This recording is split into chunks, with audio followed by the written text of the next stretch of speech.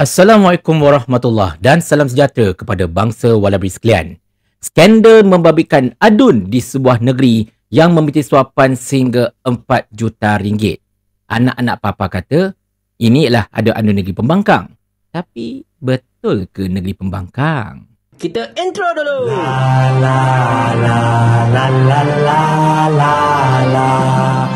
Cerita macam ni tuan-tuan dan puan-puan sekalian. Sekarang ini negara digegarkan dengan satu pendedahan berkenaan dengan betapa satu negeri ni, adun-adun dia telah dirakamkan, ada bukti rakaman video dan sebagainya. Mereka telah meminta rasuah daripada pelbagai ahli perniagaan di mana benda ni berkait dengan orang kata apa, projek yang dibatalkan dan macam-macam lagi. Dan jumlah yang dikatakan terlibat ialah sekitar 4 juta ringgit, tuan-tuan dan puan-puan sekalian. Untuk memahami tentang situasi ini, jom kita tonton laporan Awesome TV berkenaan dengan hal ini. Jemput tonton. Sekurang-kurangnya terdapat 8 rakaman video mengaitkan beberapa ahli Dewan Undangan Negeri atau ADUN yang didakwa membincangkan rasuah bernilai ratusan ribu ringgit yang diberikan kepada mereka sebagai balasan untuk mendapatkan projek di sebuah negeri. Perkara itu didedahkan oleh Malaysia Kini yang turut mendakwa rasuah turut melibatkan mereka yang memegang jawatan kanan dalam pentadbiran negeri berkenaan. Menerusi laporan eksklusif Malaysia Kini itu lagi, katanya terdapat lebih banyak rakaman video yang turut melibatkan adun-adun lain dari negeri terbabit. Dakwanya lagi, Malaysia Kini telah melihat ke-8 video itu dan tidak akan mendedahkan identiti ahli politik berkenaan sehingga mendapat salinan rakaman serta komen daripada mereka yang terlibat. Jelas laporan itu sumber memberitahu Malaysia Kini bahawa pemberi maklumat sedang cuba mendapatkan perlindungan di bawah Akta Perlindungan Pemberi Maklumat 2010 sebelum meneruskan lebih lanjut. Sumber berkata Suruhanjaya Pencegahan Rasuah Malaysia SPRM telah dimaklumkan mengenai rakaman itu dan difahamkan pemberi maklumat juga sudah melantik peguam untuk meneruskan perkara itu. Katanya lagi, dalam rakaman yang dipercayai dibuat awal tahun ini, seorang ahli perniagaan didengar berbincang dengan para adun mengenai rasuah yang diberikan kepada mereka. Difahamkan pertemuan berlaku selepas kerajaan negeri terbabit membatalkan lesen projek tersebut dan menyebabkan ahli perniagaan itu menuntut para adun berkenaan mengembalikan wang. Dakwanya lagi, jumlah yang disebut juga mencecah ratusan ribu ringgit dan dalam satu kes seorang ahli politik veteran diingatkan beliau akan menerima hampir 3 juta ringgit jika urusan berjalan. Sumber itu turut berkata apabila pemberi maklumat mendapat perlindungan, laporan akan dibuat kepada SPRM dan rakaman akan diserahkan kepada Suruhanjaya Terbabit bagi memudahkan siasatan. Sementara itu, Berita 757 berkali-kali melaporkan seorang pemerhati berkata pemberi rasuah merupakan akar permasalahan rasuah kerana jenayah itu tidak akan mampu tercetus tanpa kehadiran si pemberi. Justru pemerhati berkata SPRM harus mengkaji semula amalan menghukum penerima rasuah semata-mata dan perlu turut menangkap dan menghukum mereka yang memberi suapan demi membanteras jenayah itu dengan lebih telus dan efisien. So, itu premis dia tuan-tuan dan puan-puan sekalian, kisah yang berlaku. Dan secara asasnya, anak-anak papa laju kata, oh, inilah negeri-negeri kerajaan pembangkang. Dia kata ini negeri yang ada the greater macam tu lah. Negeri-negeri yang dipunyai walaon dan macam-macam lagi. So, secara asasnya, saya yakin anak-anak papa ni nak imply negeri yang dimaksudkan itu ialah negeri Kedah. Tetapi, di sini saya nak buat sedikit argument lah ya. Adakah betul negeri Kedah yang dimaksudkan? Sebelum itu, tuan-tuan dan puan-puan sekalian, saya sebenarnya tak ada masalah langsung negeri mana pun yang dikatakan terlibat. Seandainya kalau ada bukti, seandainya kalau betul-betul ianya terlibat dan sebagainya, ada kes dan macam-macam lagi, maka dipersilakan. Tolong SPRM ambil tindakan. Ambil tindakan siasat betul-betul sampai ke hujung cacing macam ni sekalipun, kan? Tolong siasat habis-habisan.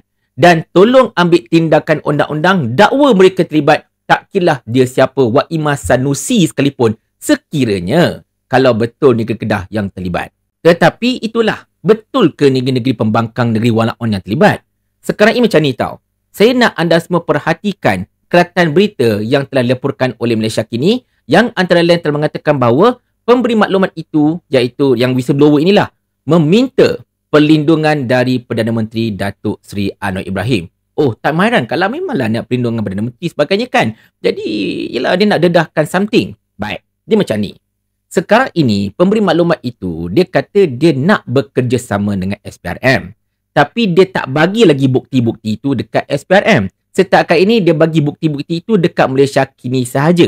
Setakat ini, hanya Malaysia Kini lah pihak yang telah melihat video itu secara penuh, telah mengetahui ceritanya A sampai Z dan mereka saja tahu detail. Yang lain-lain belum tahu detail lagi. Dan si pengadu ini, yang pemberi maklumat informer ini, dia kata dia nak bagi benda ini semua dekat SPRM. Tetapi dia minta SPRM tolong jamin keselamatan dia dahulu di bawah Akta Perlindungan Saksi dan sebagainya. Dan dia telah hantarkan surat itu ke SPRM sejak 2 minggu lepas melalui pasukan program dia. Tetapi sehinggalah ke hari ini, SPRM tidak memberikan apa-apa keizinan ataupun nak mengatakan bahawa okey fine, kami akan memberikan perlindungan saksi kepada anda. Tidak. SPRM tak nak buat macam tu walaupun telah diminta berkali-kali. Dah beberapa surat rasanya tadi hantar dari SPRM atas tujuan tersebut. Semuanya SPRM kata tak nak. Kau serah dulu bukti baru kita sembang. Tapi si pengadu ni takut. Dia takutkan pengaruh ahli-ahli politik dan juga pengaruh menteri besar negeri itu. Dia takutkan pengaruh orang ini. Jadi oleh kerana itu dia takut dengan pengaruh menteri besar juga orang itu. Maka SPRM instead of ambil tindakan terhadap negeri yang bermasalah itu, akan gunakan bukti itu ke atas dia pula. Menyebabkan keselamatan dia terancam dan macam-macam lagi.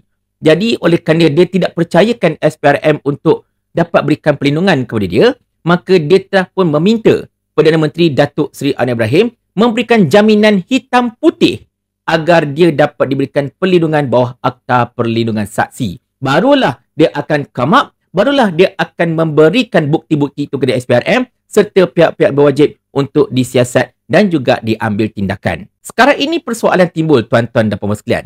Seandainya lah, kalau negeri yang terlibat itulah negeri pembangkang, mengapakah si pemberi maklumat itu begitu takut? Sebab ialah negeri pembangkang ni macam kita tahu, pembangkang kat Malaysia sekarang tak ada kuasa pun. Kejap-kejap kena, kejap-kejap kena. Bukan tak ada orang-orang pembangkang, pemimpin pembangkang yang sekarang ini dihadapkan ke SPRM ke apa-apa ke. Ramai. Sangat-sangat ramai. Antara kes lekat tak lekatnya masalahnya. Tetapi ramai sekali orang-orang pembangkang. Macam contoh, dekat polis baru-baru ni kan, skandal yang konon-konon melibatkan anak menteri besar polis, melibatkan menteri besar polis itu sendiri, kan? Senang saja SPRM ambil tindakan tanpa risau apa-apa pun. Tetapi yang pemberi aduan ini, dia cukup takut akan pengaruh menteri besar serta pemimpin-pemimpin politik dekat negeri itu, so that dia terpaksa minta pertolongan Datuk Seri Anwar Ibrahim untuk memastikan keselamatan dia terjamin dan juga dia diberikan perlindungan, barulah dia memberikan maklumat-maklumat serta bukti-bukti kepada pihak berkuasa. Jadi, kalaulah anda jangan saya, tuan-tuan dan puan-puan sekalian, kalaulah macam ini punya level ketakutannya, saya rasa dia tidak kata apa jibam pasal negeri pembangkang. Saya tak rasa diberikan maklumat ataupun menjadi insider untuk skandal berlaku dalam negeri-negeri Perikatan Nasional. Sebab kita semua tahu negeri Perikatan Nasional ni pengaruhnya apa? Apa pengaruh Dr. Sam? Apa pengaruh Ustaz Nasruddin Daud tadi SPRM? Apa pengaruh Cikgu Syukri? Cikgu Syukri pun dengan siasat sekarang ni kan? Apa pula pengaruh Sanusi? Sanusi pun sekarang ni dekat mahkamah sebab isu 3R dan sebagainya. Jadi tuan-tuan dan puan-puan sekalian, saya yakin dan percaya skandal ini melibatkan salah sebuah negeri yang berada di bawah tadbir sama ada tadbir Kerajaan Perpaduan Madani ataupun berada di bawah tadbiran Barisan Nasional. Kita kena ingat negeri-negeri yang berada di bawah pentadbiran Pakatan Harapan Barisan Nasional Kerajaan Perpaduan Madani ialah Selangor yang paling berpengaruh. Kemudian kita ada Pahang, and then kemudian kita ada Negeri Sembilan, and then kita ada Pulau Pinang dan kita ada Perak. Manakala negeri-negeri yang berada di bawah pentadbiran Barisan Nasional saja, tak ada kerajaan perpaduan kat situ, ialah Melaka dan Johor. Dan of course Sabah ditadbir oleh GRS, Sarawak oleh GPS. Jadi kalau anda tanya saya, tuan-tuan dan puan-puan sekalian, mungkin saya boleh rule out Sabah Sarawak lah dalam hal ini kan. Maka dia tinggal negeri ni saya sebutlah, sama ada Selangor atau Negeri Sembilan atau Pulau Pinang atau mungkin Pahang ataupun mungkin Perak. Dan saya yakin dan percaya ini merupakan negeri yang sangat berpengaruh sebenarnya. Negeri yang memang saya cakap terus terang power gila dalam bab SPRM dan sebagainya kan. Saya tak nak sebut negeri apa, tetapi sekadar satu hint. Dulu saya dan Waivar pernah mendedahkan tentang skandal-skandal yang berlaku dalam negeri yang ini. Dan hasilnya, laju saja kami dipanggil oleh polis untuk memberikan keterangan, disiasat dan sebagainya sampai handphone kami dirampas dan macam-macam lagi. Jadi, wallahualam lah, tak nak tuduh apa-apa. Tak nak tuduh apa-apa. Cumanya, macam saya katakan tadi, saya yakin dan percaya pemberi maklumat ini tidak menjimbam negeri-negeri pembangkang. Tetapi saya boleh je silap, tuan-tuan. Saya boleh je silap. Ini sekadar pandangan saya saja. Ialah berdasarkan kepada ketakutan yang teramat yang ditunjukkan oleh pemberi maklumat itu, maka saya yakin ini bukan biasa-biasa punya negeri. Bukan pembangkang. Pembangkang tak ada power. Pembangkang tak ada kuasa. Tak ada pengaruh sangat pun sebenarnya kan. Tapi tak apalah. Apa-apa pun kita haraplah Perdana Menteri dapat memberikan perlindungan seperti mana yang telah diminta oleh si pemberi maklumat itu. Sebab bila perlindungan itu dapat diberikan, maka insyaAllah kita akan tahu, tuan-tuan dan puan-puan sekalian, negeri manakah yang telah dimaksudkan dalam skandal ini. Dan saya cakap terus terang, saya tak sabar nak tahu. Anda rasa macam mana? Adakah anda takut nak tahu ataupun anda tak sabar nak tahu juga? Kalau anda tak sabar nak tahu, tolong sharekan video ini biar sampai ke pengetahuan Jabatan Perdana Menteri, biar Perdana Menteri sendiri tahu. Sekarang Perdana Menteri berada dekat luar negara. Nanti dia balik, mudah-mudahan dia terus dapat memberikan perlindungan kepada si pemberi saksi ini. After all, ini kan kerajaan mereka. Mereka boleh buat apa sahaja setakat nak bagi perlindungan kepada saksi untuk kes sakau dan rasuah ni. Apatahlah sangat kan? Obviously lah. Lagipun Perdana Menteri kan raja untuk membantras sakau dan rasuah. Betul tak Sidang Mazan? Kerajaan ni kerajaan kami. Jadi ikut suka kami lah. Paling kurang aku ada formula. Ni kau ada menteri berlambak-lambak ni, satu formula pun tak ada. Otak letak dekat mana? Saya ulang. Sampai Abang Jamil mampus.